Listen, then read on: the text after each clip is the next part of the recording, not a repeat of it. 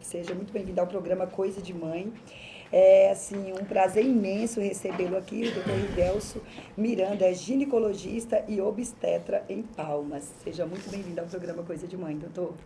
Obrigado, Selma. Bom dia a todos os ouvintes. É um prazer estar aqui com vocês. Já tentamos outras vezes, mas por ócio do ofício, Deus reservou para a gente esse momento hoje.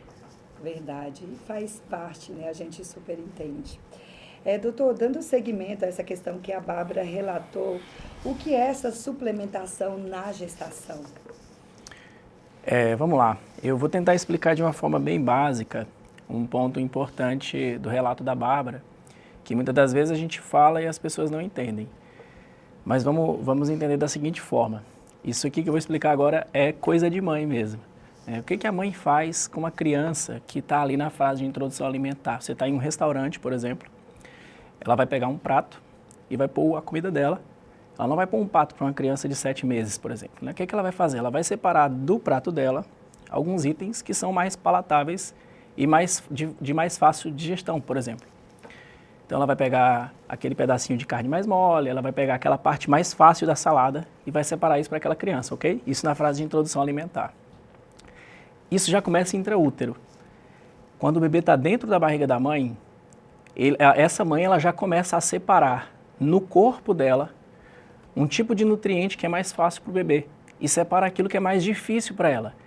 Isso já é uma coisa de mãe que ela faz dentro da gestação. E isso gera uma série de repercussões no corpo dela, porque pense da seguinte forma, ela está acostumada a funcionar o metabolismo dela em cima do açúcar. E ali, a partir dali, ela vai começar a funcionar o metabolismo dela em cima da gordura, porque o açúcar é mais fácil para o bebê e a gordura é mais difícil, ela fica para ela. Não à toa, a mulher ela fica com curvas mais suntuosas na gestação. Ela aumenta as pernas, ela aumenta os braços, ela aumenta a dimensão da circunferência abdominal, não só pelo útero. Isso tudo porque ela precisa acumular gordura. Do contrário, ela desmaia, porque ela fica sem energia no corpo dela, porque toda a energia está sendo direcionada para quem? Para o bebê. Isso, de uma forma geral, o organismo da mulher consegue equilibrar com dificuldades na gestação. Mas algumas mulheres, ela tem desníveis nesse equilíbrio. E aí é o ponto onde a gente entra em dificuldades, como por exemplo, a hiperemese gravídica, que foi o que a Bárbara teve. Essa hiperêmese, ela denota que a mãe está errando nessa conta, digamos assim. Ela está passando mais do que o bebê precisa e está ficando com pouco para ela. Não à toa as mulheres ganham pouco peso e muitas das vezes o bebê não tem esse problema. Ele cresce até muito bem, porque é coisa de mãe. Ela deixa para o bebê sempre aquilo que é melhor ainda intraútero. É como se a gestação colocasse a mãe num modo de sobrevivência metabólica. Ela vai lá no modo corporal dela e ativa, modo de sobrevivência. Ela não mais absorve vitaminas, ela não mais absorve micronutrientes, ela só absorve calorias, ela só absorve aquilo que é realmente importante para que ela fique viva. O cabelo cai, a unha quebra, a disposição vai no pé, mas o bebê está bem e ela está viva.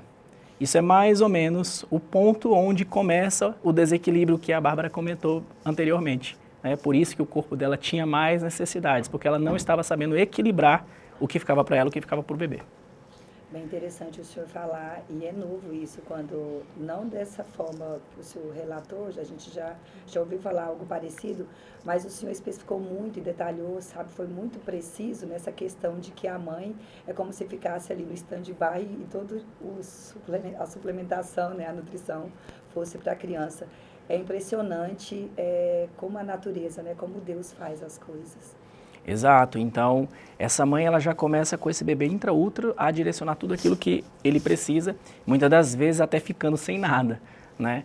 É bem um comportamento mesmo materno, né? Quando você põe isso, um corpo que tem algumas dificuldades, como essa que eu descrevi, numa situação onde essa mulher tem muitos afazeres fora, né? Exemplo, trabalho excessivo, ausência de rede de apoio, uma criança que te sobrecarrega um pouco mais, ou outras atribuições, isso começa a não conseguir ser facilmente manejável. Aí é a hora que essa mulher, para ela conseguir executar todas essas atividades, além de estar grávida, estar grávida por essa forma que eu descrevo, estar grávida já é um ofício, né? Então, para ela sobrepor esse ofício a outros ofícios, pode ser que ela precise de um suporte extra. Pode ser que ela precise de algo a mais que ela não vai encontrar na dieta. Ou mesmo que ela encontre na dieta, o corpo dela pode apenas escolher não absorver, que é o que basicamente acontece. Mulheres grávidas de segundo e terceiro trimestre, elas têm apetites estranhos, diversos. Por quê?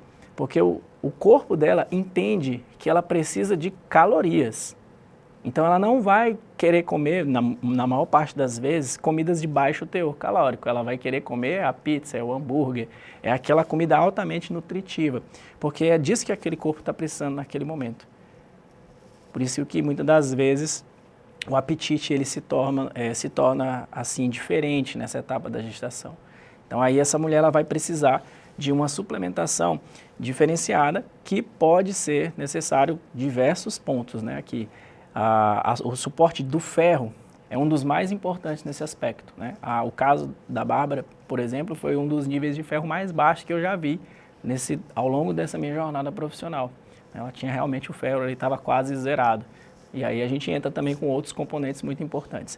O ponto mais relevante de toda essa questão é que a mulher ela consiga estar inserida em um ambiente, né? Em um ambiente para acompanhamento profissional, onde ela possa estar envolvida de segurança, né?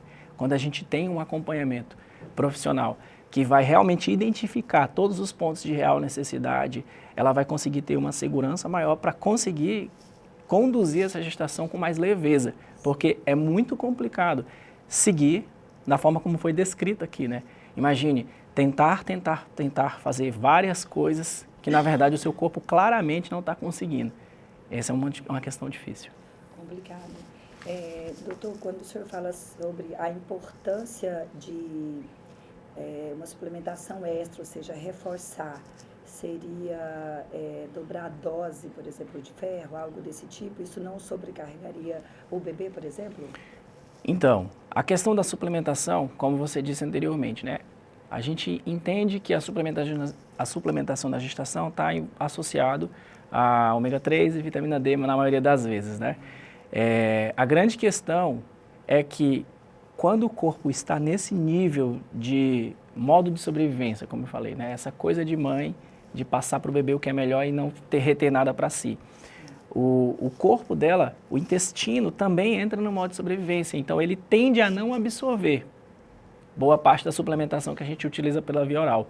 Então, logo que se começa o pré-natal, a mulher já sai dali com uma receita meio que padronizada, com alguns polivitamínicos e algumas reposições pela via oral. Boa parte das vezes, essa reposição ela não chega onde ela precisa chegar, porque o intestino também não está absorvendo. Então, quando isso acontece, o que fica indicado é que a gente faça uma suplementação pela via não oral, a gente chama de uma via parenteral, né? A dose, ela é personalizada, vai depender muito da necessidade. Então, como a Bárbara falou, ela fez 4 sessões de terapias nutricionais injetáveis.